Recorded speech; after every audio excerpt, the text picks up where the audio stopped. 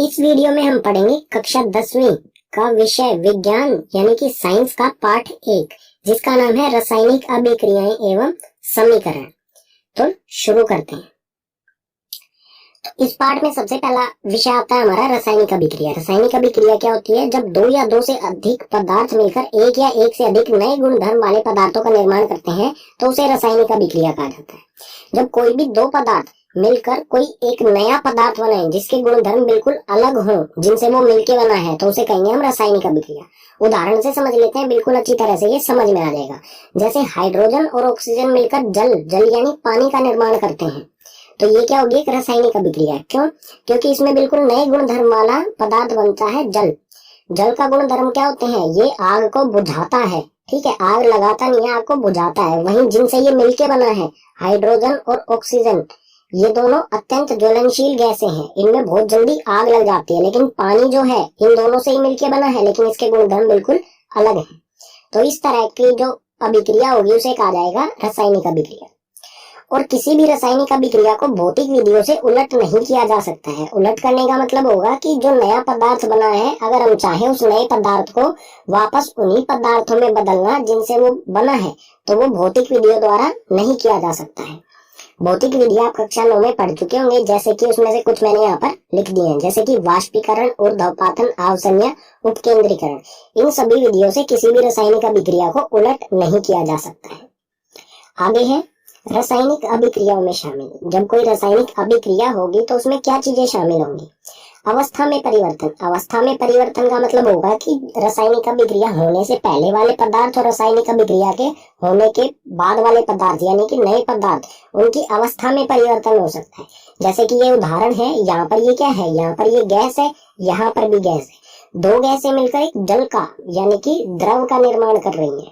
तो यहाँ पर क्या हो रहा है? दो गैसें अवस्था बदलकर जल बना रही है, तो अवस्था में परिवर्तन होगा। यानी कि ठोस से द्रव, द्रव से गैस या फिर गैस से ठोस में कोई भी अवस्था परिवर्तन हो सकती है जब रासायनिक अभिक्रिया होगी। आगे है रंग में परिवर्तन। रंग में भी परिवर्तन हो सकता है। रासायनिक अभिक्रिया होने से पहले या होने के बाद रंग में भी परिवर्तन हो सकता है।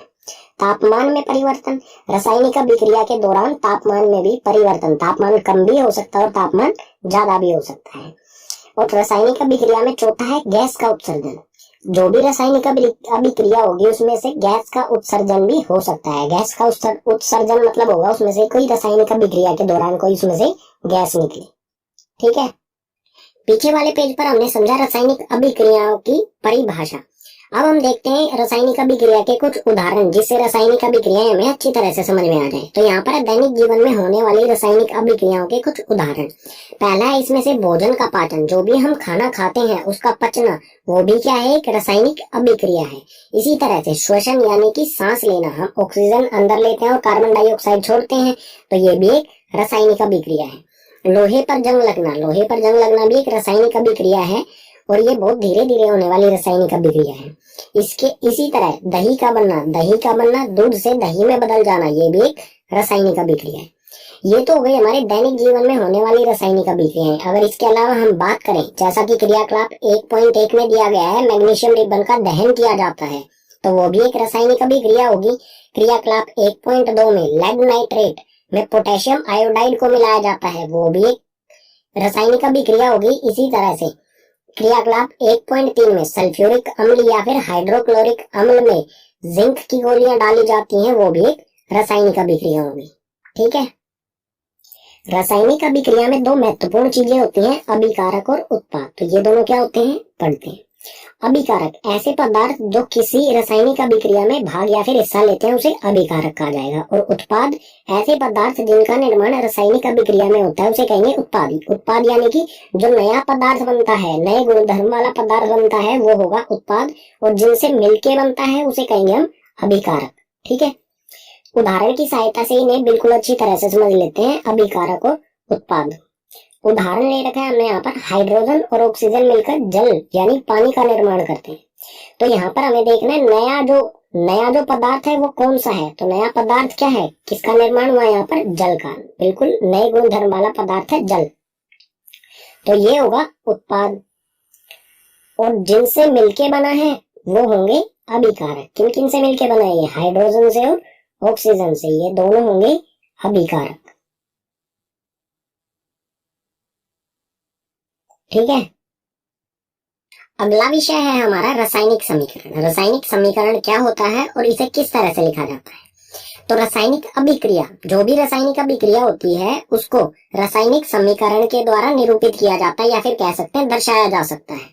ठीक है, और रासायनिक समीकरण में, रासायनिक समीकरण के अभिकारक और उत्पादों में, चाहे वो अभिकारक हो चाहे उत्पाद हो, उसमें क्या होता है, पदार्थ के प्रतीकों का इस्तेमाल किया जाता है। जो भी पदार्थ के प्रतीक होंगे उनका इस्तेमाल किया जाता है। पदार्थ के प्रतीकों का मतलब क्या होगा, जैसे अगर ऑक्सीजन है तो उसका प्रतीक क्या होता है, O।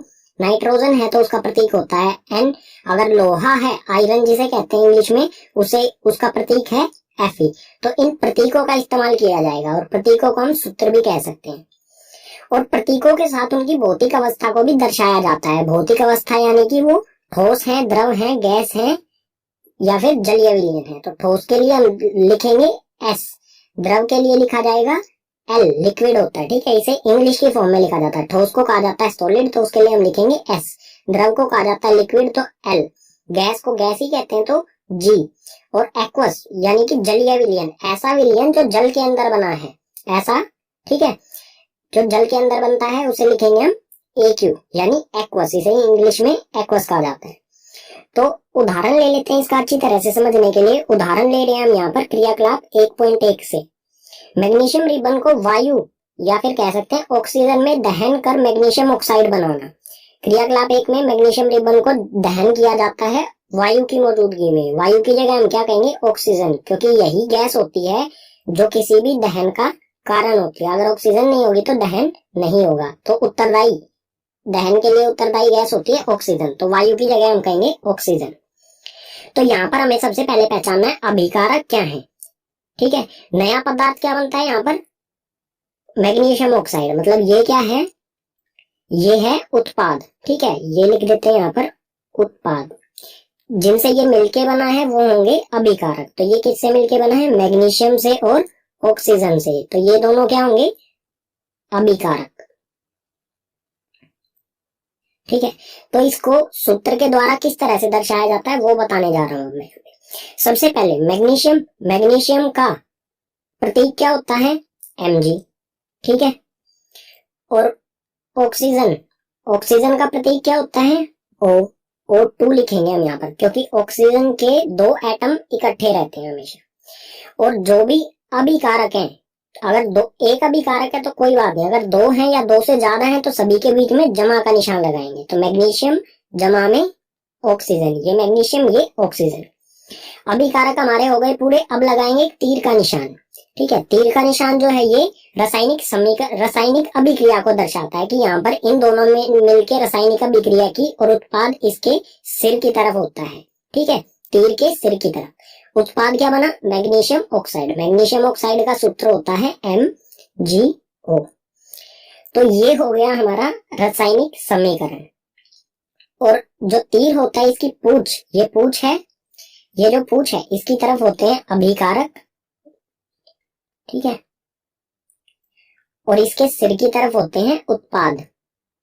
अगर एक से ज्यादा उत्पाद आता है तो उनके बीच में भी जमा का निशान आएगा। जैसे यहाँ पर हमने जमा किया है, ऐसे ही अगर एक से ज्यादा उत्पाद आते हैं तो उसमें भी सबके बीच में जमा का निशान आएगा। लेकिन ये जो रासायनिक समीकरण है ये संतुलित नहीं है। संतुलित का मतलब क्या होगा, यहाँ पर ऑक्सीजन के कितने एटम है, 2, लेकिन यहाँ पर सिर्फ एक ही है। ठीक है, यहाँ पर कुछ भी नहीं लिखा हुआ ऑक्सीजन के, तो यहाँ पर एक ही है। दोनों तरफ बराबर होने चाहिए। तो इस तरह की जो समीकरण संतुलित नहीं है उस तरह के समीकरण को कहा जाएगा कंकाली समीकरण। ठीक है, अब इसको संतुलित किस तरह से किया जाता है वो हम देखेंगे अगले पेज पर। लेकिन अभी भी इसमें एक कमी है, क्या, हमने इसकी भौतिक अवस्थाएं नहीं लिखी हैं। तो भौतिक अवस्था के इस साथी से कैसे लिखा जाता है, Mg। मैग्नीशियम रिबन कैसा था, ठोस, ठोस यानी कि सॉलिड। ठीक है, सॉलिड के लिए लिखेंगे हम S। उसके बाद ऑक्सीजन, ऑक्सीजन कैसी होती है, गैस होती है, तो गैस के लिए लिखेंगे G। रासायनिक अभिक्रिया हुई, रासायनिक अभिक्रिया होने को दर्शाता है ये। रासायनिक अभिक्रिया हुई और हमें क्या मिला, मैग्नीशियम ऑक्साइड, MgO। और मैग्नीशियम ऑक्साइड ये क्या है, ठोस, ठोस के लिए लिखेंगे हम सॉलिड के, ठीक है, तो S। तो ये होगी हमारी रासायनिक समीकरण, ठीक है। अब इसे संतुलित किस तरह से किया जाता है वो देखते हैं अगले पेज पर। अब हम देखेंगे रासायनिक समीकरण को संतुलित करना। कोई भी रासायनिक समीकरण होता है उसको किस प्रकार से संतुलित किया जाता है। तो यहाँ पर है Fe। Fe जो प्रतीक होता है वो होता है लोहा, लोहे का प्रतीक, लोहा जमा में H2O यानी कि जल। लोहा और जल अभिकारक दो हैं, वो अभिक्रिया करके लोहा Fe3O4 यानी Fe3O4 लोहे का ऑक्साइड जमा में H2 यानी हाइड्रोजन गैस बनाते हैं। तो इस अभिक्रिया को हम संतुलित करके देखेंगे। संतुलित करने का मतलब क्या होगा, सबसे पहले हम इसमें अभिकारक, जो भी अभिकारक हैं उसमें कितने एटम यानी कि परमाणु, परमाणुओं की संख्या गिनेंगे, ठीक है। यहाँ पर लोहा है, लोहे के कितने परमाणु है, यहाँ पर कुछ नहीं लिखा हुआ, तो Fe मतलब लोहे का एक परमाणु है।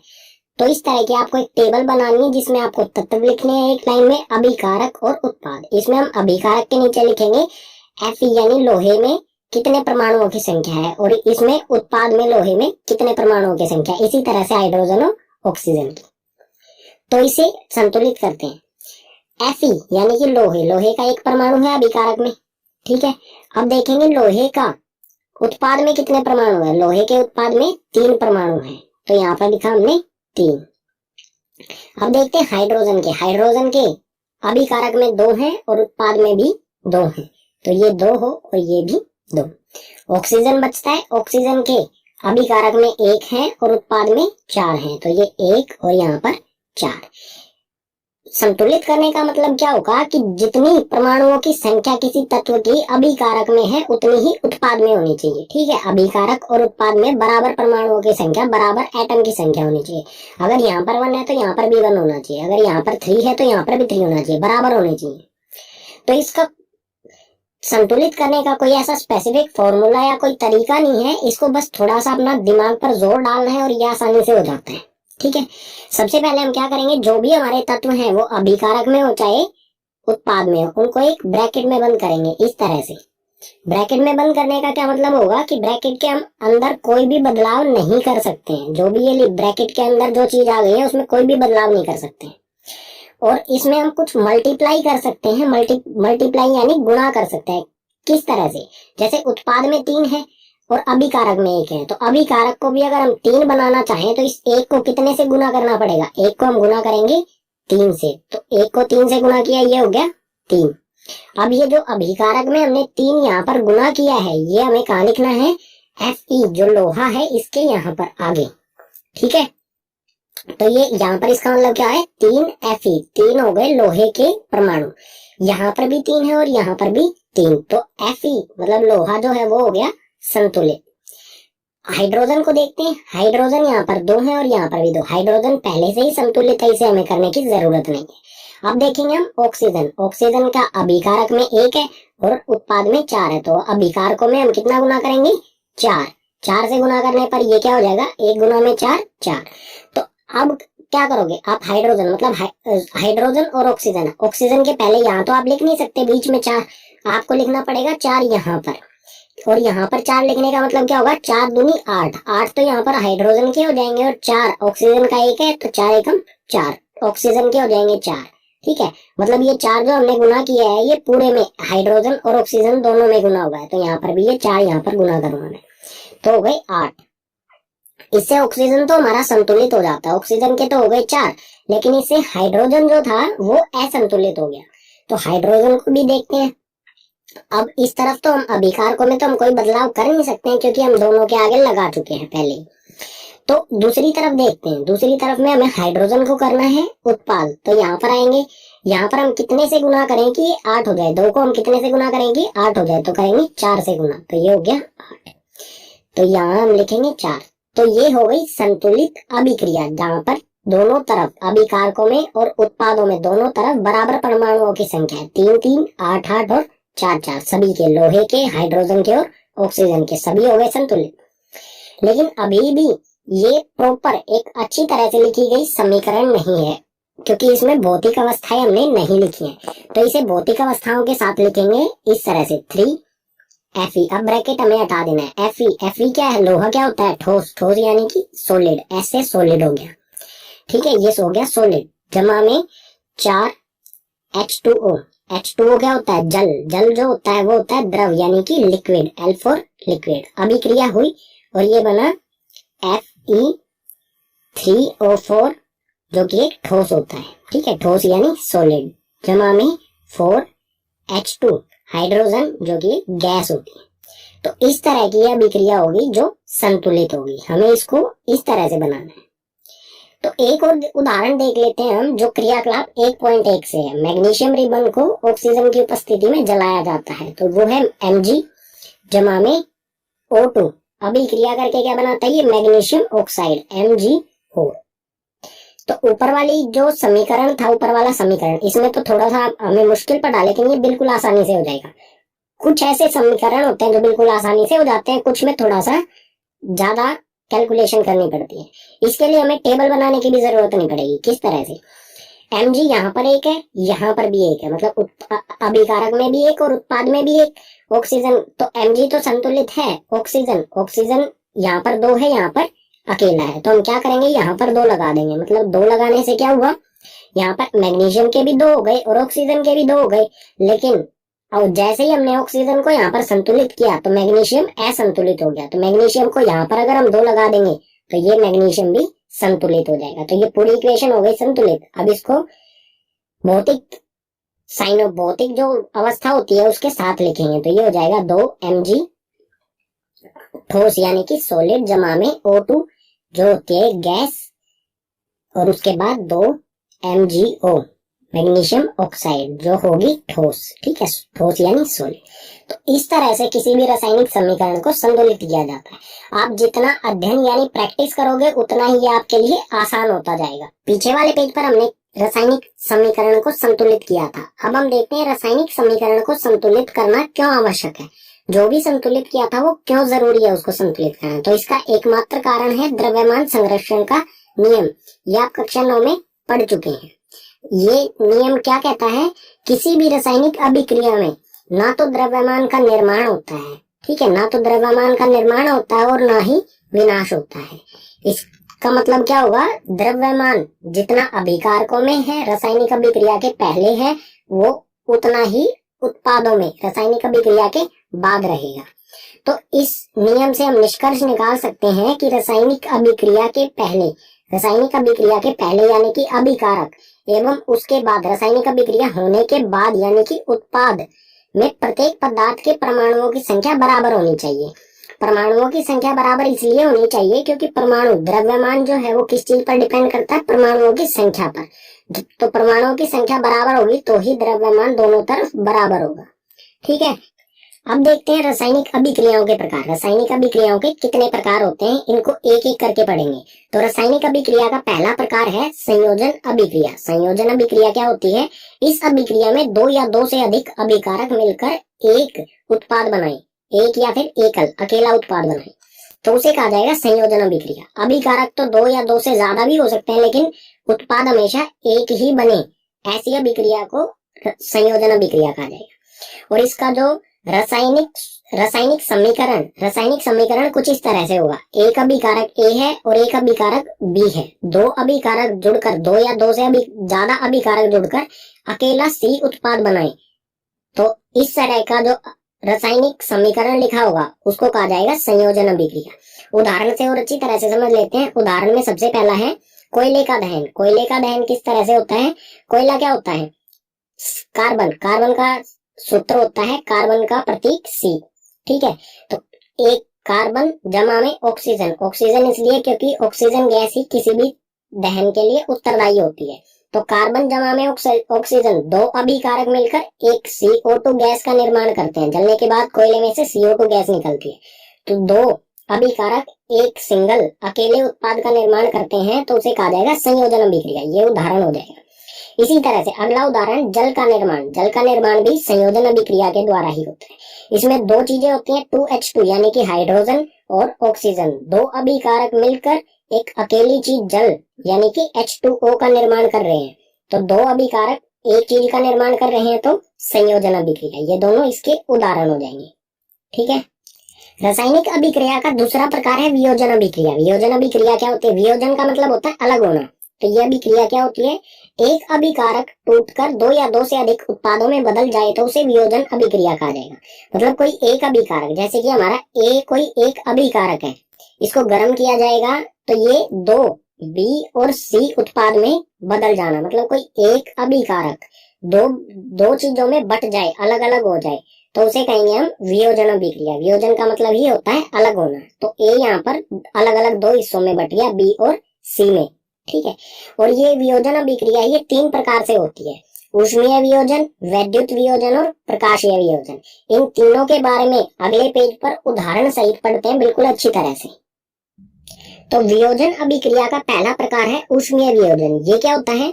अभिकारक को ऊष्मा द्वारा अलग किया जाता है, ठीक है। अभिकारक को ऊष्मा या फिर कह सकते हैं हम गर्मी द्वारा तापमान बढ़ाकर अलग किया जाता है। उदाहरण देख लेते हैं, इसका अच्छी तरह से हमें समझ में आ जाएगा। तो यहाँ पर है CaCO3 यानी कैल्शियम कार्बोनेट। कैल्शियम कार्बोनेट जो कि एक ठोस होता है, जब इसको गर्म किया जाएगा, इसको ऊष्मा प्रदान की जाएगी, इसका तापमान बढ़ाया जाएगा, तो ये दो चीजों में CaO कैल्शियम ऑक्साइड और CO2 दो उत्पादों में बदल जाएगा। तो कोई एक अभिकारक ऊष्मा द्वारा दो उत्पादों में बदल जाए तो उसे कहेंगे हम ऊष्मीय वियोजन। ऊष्मा का मतलब ये होता है गर्मी, तो ऐसा वियोजन जो गर्मी के द्वारा किया जाए, ठीक है। वियोजन अभिक्रिया का दूसरा प्रकार है वैद्युत वियोजन। वैद्युत वियोजन क्या होता है? विद्युत धारा के प्रवाहित होने के कारण होने वाला वियोजन। तो इसमें विद्युत यानी कि बिजली इसमें से गुजारी जाती है, तो वो दो अलग चीजों में बट जाए तो उसे कहा जाएगा वैद्युत वियोजन। जैसे उदाहरण ले लेते हैं इसका, यहाँ पर हमारे पास है 2H2O यानी कि पानी, ठीक है। जल जो कि एक लिक्विड है, उसमें से जब विद्युत धारा गुजारी जाएगी तो वो दो अलग अलग गैसेस में बदल जाएगा, हाइड्रोजन में और ऑक्सीजन में।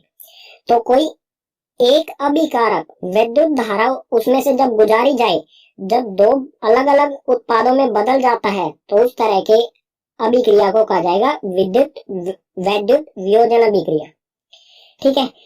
वियोजन अभिक्रिया का तीसरा प्रकार है प्रकाशीय वियोजन। प्रकाश मतलब रोशनी, ठीक है।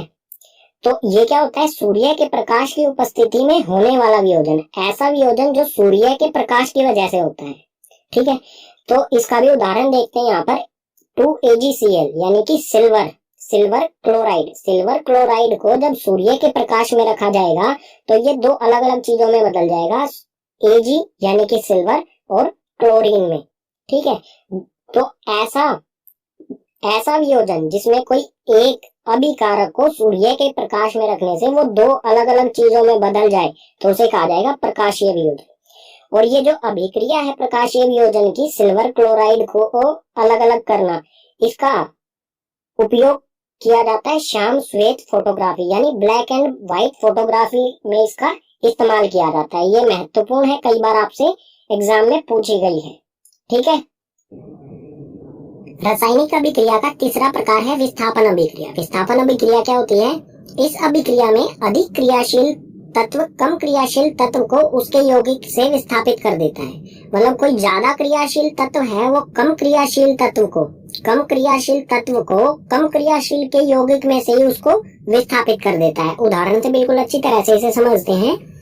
तो उदाहरण है यहाँ पर Fe जमा में CuSO4, मतलब Fe होता है लोहा, CuSO4 होता है कॉपर सल्फेट। इसके नीचे मैंने लिख दिए, इनको आप पढ़ सकते हैं। तो आयरन और कॉपर सल्फेट अभिक्रिया करके, ये दोनों अभिकारक अभिक्रिया करके क्या बनाते हैं? FeSO4 लोहे का सल्फेट जमा में कॉपर यहाँ से अलग हो जाता है। तो इस इक्वेशन को आप देखेंगे, इस समीकरण को आप देखेंगे तो यहाँ पर कॉपर सल्फेट का जो यौगिक है, ये अभिक्रिया होने के बाद क्या हो जाता है? लोहे का सल्फेट, ठीक है। मतलब ये कॉपर जो है, लोहा कॉपर से ज्यादा क्रियाशील होता है, तो ये ज्यादा क्रियाशील तत्व ने कॉपर को उसी के यौगिक कॉपर सल्फेट में से उसको अलग कर दिया है, ठीक है। उसे विस्थापित कर दिया है, अलग निकाल दिया है। तो सल्फेट के साथ यहाँ पर लोहा आ जाता है कॉपर की जगह, और कॉपर हो जाता है बिल्कुल अलग। तो इसी के यौगिक कॉपर सल्फेट में से अलग कर दिया जाता है। तो इस तरह की जो अभिक्रिया होगी उसे कहा जाएगा विस्थापन अभिक्रिया। रासायनिक अभिक्रियाओं का चौथा प्रकार है द्विविस्थापन अभिक्रिया। द्विविस्थापन अभिक्रिया क्या होती है? इस अभिक्रिया में उत्पादों के निर्माण दो यौगिकों के बीच आयनों के आयनों के आदान प्रदान से होता है। आयन्स होते हैं, उस पर चार्ज कितना है, जमा का धनात्मक चार्ज है या ऋणात्मक। ठीक है, तो इसका उदाहरण देख लेते हैं, इसे अच्छी तरह से समझ लेंगे। यहाँ पर उदाहरण में है Na2SO4, यानी कि Na जो साइन होता है ये होता है सोडियम और सल्फेट, सोडियम सल्फेट, जमा में BaCl, बैरियम क्लोराइड। अभिक्रिया करके ये बनाते हैं बैरियम सल्फेट और सोडियम क्लोराइड। नीचे मैंने इनके नाम लिख दिए हैं। ठीक है, तो इसमें आप देखेंगे कि जो सल्फेट यहाँ पर सोडियम के साथ है, सल्फेट और सोडियम साथ साथ है, लेकिन जब अभिक्रिया हो जाएगी तो ये सल्फेट जो है ये बैरियम के साथ जुड़ जाएगा। ठीक है, ये दोनों आपस में जुड़ जाएंगे अभिक्रिया के बाद। तो यहाँ पर आप देखो BaSO4, ठीक है, और जो सोडियम है Na, ये Na और ये Na और Cl, क्लोरीन, सोडियम और क्लोरीन जुड़कर NaCl का निर्माण करेंगे। तो यहाँ पर क्या हुआ, जो द्विविस्थापन मतलब बैरियम ने सोडियम को सल्फेट में से विस्थापित कर दिया और सोडियम ने क्लोरीन में से बैरियम को विस्थापित कर दिया। तो दोनों जगह विस्थापन हुआ है, इसलिए इसका नाम लिखा गया है द्विविस्थापन, क्योंकि इसमें दो दो विस्थापन हो रहे हैं। ठीक है, अब आयनों की बात आती है, आयनों के बीच किस तरह से आदान प्रदान हुआ वो देखते हैं। बैरियम जो होता है Ba, उस पर चार्ज होता है 2 जमा, धनात्मक 2 चार्ज होता है, धनात्मक मतलब जमा। और सल्फेट जो है इस पर चार्ज होता है SO4, इस पर चार्ज होता है 2 घटा, ऋणात्मक, मतलब 2 आयन इसके पास ज्यादा होते हैं, इसके पास कम होते हैं। तो ये एक दूसरे को आदान प्रदान, दोनों एक दूसरे को साथ जुड़ जाते हैं और टोटल चार्ज हो जाता है, यहाँ पर 2 घटा का, यहाँ पर 2 जमा का। टोटल जो चार्ज है आयनों का वो 0 हो जाता है और बन जाता है BaSO4। ठीक है, और ये जो BaSO4 होता है, BaSO4 सफेद अविलेय अवशेप का निर्माण करता है। अविलेय अवशेप वो होता है जो जल के अंदर बनता है, लेकिन जल के अंदर वो अघुलनशील होता है। वो कुछ इस तरह से बनेगा, जैसे इस बीकर है, इसमें जल है, ठीक है, ये जल है, इसमें जब अभिक्रिया होगी तो इसमें एक अविलेय, जो पानी में अघुलनशील तत्व का निर्माण होगा, जो कि इसमें नीचे की तरफ इस तरह से बैठ जाएगा, पानी में वो घुलेगा नहीं। ठीक है, तो ये नीचे जो सफेद सफेद कलर का आपको दिखाई दिया है, इस तरह का कुछ बैरियम सल्फेट बनेगा। ठीक है, रासायनिक अभिक्रियाओं का 5वां प्रकार है उपचयन और अपचयन। दोनों मिलते जुलते शब्द हैं, तो अच्छी तरह से इन्हें पढ़ें। उपचयन और अपचयन।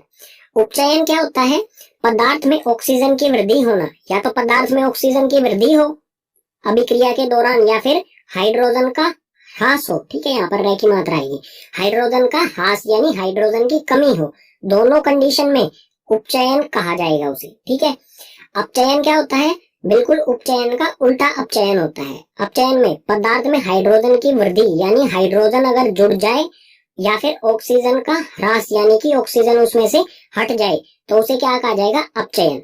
उदाहरण की सहायता से बिल्कुल अच्छी तरह से समझते हैं इसे। यहाँ पर ये उदाहरण है, कार्बन जमा में, ये है C, कार्बन जमा में ऑक्सीजन, कार्बन और ऑक्सीजन दोनों अभिक्रिया करके कार्बन डाइऑक्साइड CO2 का निर्माण करते हैं।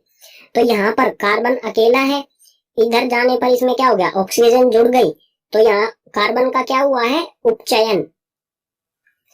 ठीक है, कोई भी एक चीज हो जाए, या तो ऑक्सीजन जुड़ जाए या हाइड्रोजन हट जाए, दोनों कंडीशन क्या होंगी, उपचयन।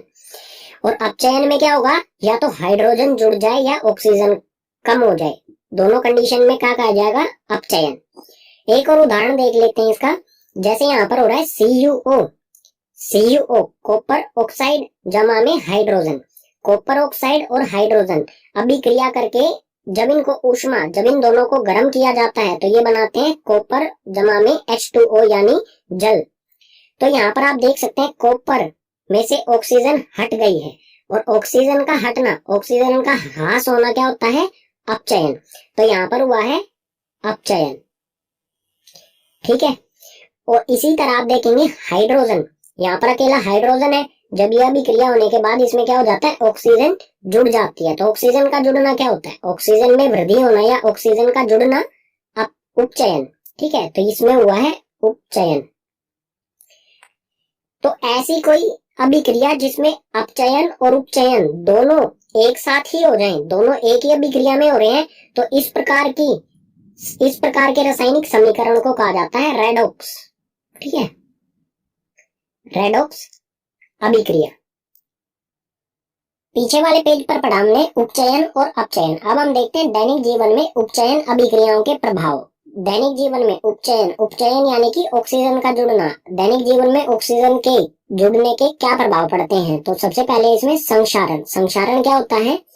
जब कोई धातु आर्द्रता यानी कि नमी वायु, पानी, अम्ल आदि के संपर्क में आता है तो धातु संक्षारित हो जाता है। संक्षारित मतलब कमजोर होने लग जाता है जब इन सब चीजों के आर्द्रता, वायु और पानी, अम्ल आदि के संपर्क में आता है। इसे हम जंग लगना भी कह सकते हैं। उदाहरण देख लेते हैं, अच्छी तरह से हमें समझ में आ जाएगा। जैसे उदाहरण लोहे पर जंग लगना। लोहा जब होता है वो पानी, इस पर पानी लगता रहे या हवा इससे टकराती रहे तो ये क्या होने, इस पे जंग लगने लगता है। काला लोहा जो होता है उसकी परत पर लाल लाल सा पाउडर बनने लग जाता है जो कि जंग होता है इसमें। ठीक है, तो लोहे पर जंग लगना भी संक्षारण का ही उदाहरण है। इसी तरह चांदी पर काली परत बनना ये भी एक संक्षारण का ही उदाहरण है। तांबे पर हरी परत बनना। तांबे के बर्तन होते हैं, कुछ दिनों बाद अगर वो ऐसे ही रखे रहते हैं तो उनपे काली परत, हरी परत बनने लग जाती है, तो वो होता है तांबे का संक्षारण यानी तांबे पर जंग लगना। और जो संक्षारण होता है इसके कारण धातु जो है वो कमजोर हो जाता है। और संक्षारण से बचने के लिए कोई भी धातु है उस पर हमें करना पड़ता है पेंट। ठीक है, पेंट किया जाता है संक्षारण से किसी भी धातु को बचाने के लिए। तो आपके घर में जो भी लोहे की वस्तुएं होंगी, गेट या फिर जो भी है, उस पर पेंट किया जाता है। ठीक है, दूसरा उपचयन अभिक्रियाओं का प्रभाव है विक्रगंधिता। विक्रगंधिता क्या होता है?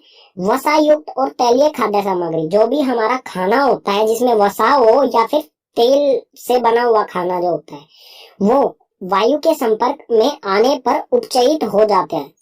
उपचयित होने का मतलब क्या होगा? वायु से वो अभिक्रिया कर लेता है लंबे समय तक। जब वायु के संपर्क में रहेगा तो वो वायु के साथ अभिक्रिया कर लेता है और उपचयित यानी कि ऑक्सीजन उसके साथ जुड़ जाती है, जिससे उनके स्वाद और गंध में परिवर्तन हो जाता है। जब लंबे समय तक खाना रखा रहता है उसका स्वाद बिल्कुल बदल जाता है। ठीक है, और उसमें से गंध यानी कि बदबू आने लग जाती है, खाने लायक नहीं रहता है वो। ठीक है, और विक्रगंधिता से बचने के लिए क्या किया जाता है? जैसे चिप्स पैकेट्स आते हैं, चिप्स जो होते हैं तेल में तले हुए होते हैं, तो चिप्स पैकेट्स जो होते हैं उसमें बहुत समय तक वो रहते हैं पैकेट्स में, तो वो उपचयित क्यों नहीं होते हैं? क्योंकि पैकेट्स जो होते हैं, चिप्स के पैकेट्स, उसमें गैस डाली जाती है जिसके कारण वो फूले रहते हैं। उस गैस का नाम है नाइट्रोजन। नाइट्रोजन गैस जो है वो उपचयित होने से बचाती है किसी भी खाद्य सामग्री को। एक तरीका तो है नाइट्रोजन गैस पैकेट्स में हम डाल के उपचयित होने से, विक्रगंधिता होने से हम बचा सकते हैं अपने खाने को। दूसरा तरीका है उसे ठंडा कर देंगे। ठीक है, फ्रिज में अगर हम रख देंगे, फ्रिज में कोई भी खाना हम रखेंगे तो उससे विक्रगंधिता धीमी हो जाती है। ठीक है, दुगना समय लगता है उसे फिर विक्रगंधित होने में। रासायनिक अभिक्रियाओं के प्रकार पढ़े हमने 1 से लेकर 5 तक। अब रासायनिक अभिक्रियाओं को दूसरे प्रकार से भी वर्गीकृत किया जाता है, उसको पढ़ते हैं। तो रासायनिक अभिक्रिया के प्रकार, इसे वर्गीकृत किस आधार पर किया गया है? तापमान के आधार पर इसे वर्गीकृत किया है। तो तापमान के आधार पर रासायनिक अभिक्रिया को 2 तरह से वर्गीकृत किया जाता है। पहला है ऊष्माक्षेपी और दूसरा है ऊष्माशोषी। तो ऊष्माक्षेपी अभिक्रिया क्या होती है? जिन अभिक्रिया में उत्पाद के निर्माण के साथ साथ ऊष्मा का भी उत्सर्जन होता है तो उसे कहा जाएगा ऊष्माक्षेपी अभिक्रिया। जैसे उदाहरण से अच्छी तरह से समझते हैं, ये अभिकारक है। उदाहरण है प्राकृतिक गैस का दहन। प्राकृतिक गैस को जब जलाया जाता है तो वो एक ऊष्माक्षेपी अभिक्रिया होती है कुछ इस तरह से। प्राकृतिक गैस होती है CH4 यानी मीथेन। ठीक है, मीथेन को जब दहन किया जाता है, दहन के लिए उत्तरदायी गैस कौन सी होती है? ऑक्सीजन। तो मीथेन को ऑक्सीजन की उपस्थिति में दहन किया जाता है, यानी 2 अभिकारक जब इन्हें दहन किया जाएगा तो कार्बन डाइऑक्साइड गैस बनेगी, पानी बनेगा, लेकिन पानी किस फॉर्म में है? गैस की फॉर्म में है, यानी कि पानी जो है वो वाष्प है। ठीक है, वाष्प के फॉर्म में है और उसके साथ साथ बहुत सारी ऊष्मा होती है। जब आप गैस जलाते हैं तो उसमें बहुत सारी गर्मी होती है। ठीक है, गर्म होती है गैस बहुत ज्यादा। तो इस तरह की अभिक्रिया जिसमें हमें ऊष्मा मिलती है उत्पाद के साथ साथ, 2 उत्पाद हो रहे हैं लेकिन उसके साथ साथ हमें ऊष्मा भी मिल रही है, तो इस प्रकार की अभिक्रिया को कहा जाएगा ऊष्मक्षेपी अभिक्रिया। ऊष्माक्षेपी अभिक्रिया। दूसरा है ऊष्माशोषी अभिक्रिया, ये बिल्कुल ऊष्मक्षेपी का विपरीत है। ऊष्माशोषी अभिक्रिया क्या होती है? जिन अभिक्रियाओं में अभिकारकों को तोड़ने के लिए ऊष्मा, प्रकाश या विद्युत ऊर्जा की आवश्यकता होती है। मतलब क्या होगा, इसमें कोई अभिकारक है हमारा, यहाँ पर मान लेते हैं ए अभिकारक है, इसे तोड़ने के लिए हमें इसमें या तो ऊष्मा, इसको तोड़ने के लिए या तो ऊष्मा, प्रकाश या विद्युत की ऊर्जा इसे देनी होगी। ठीक है, इसमें हमें मिलती है, इसमें हमें देनी पड़ती है ऊष्मा तोड़ने के लिए इसे, तो उसे कहा जाता है ऊष्माशोषी अभिक्रिया। और ऊष्माशोषी अभिक्रिया के उदाहरण हो जाएंगे जो कि वियोजन अभिक्रिया, ऊष्मीय वियोजन अभिक्रिया का उदाहरण था। ठीक है, ऊष्मा, प्रकाश और विद्युत वियोजन, जो तीन प्रकार का वियोजन होता है, वो तीनों उदाहरण इसके भी उदाहरण हो जाएंगे ऊष्माशोषी अभिक्रिया के। ठीक है, तो पाठ हो जाता है कंप्लीट। तो उम्मीद करूंगा कि आपको पाठ के सभी विषय समझ आए होंगे। अगर आपको पाठ के सभी विषय समझ आए हैं तो इस वीडियो को अपने मित्र यानी क्लासमेट के साथ साझा कीजिए, शेयर कीजिए। और अगर कोई भी ऐसा विषय रह गया है जो समझ में नहीं आया है तो उसे कमेंट बॉक्स में कमेंट कीजिए। और वीडियो देखने के लिए धन्यवाद। रोग है लगा हुआ जो लिखता हर बात पे, मिलूंगा मैं मरा हुआ नशेड़ियों के साथ में, उस रात में मौजूद था जो तेरा है वजूद बेटे।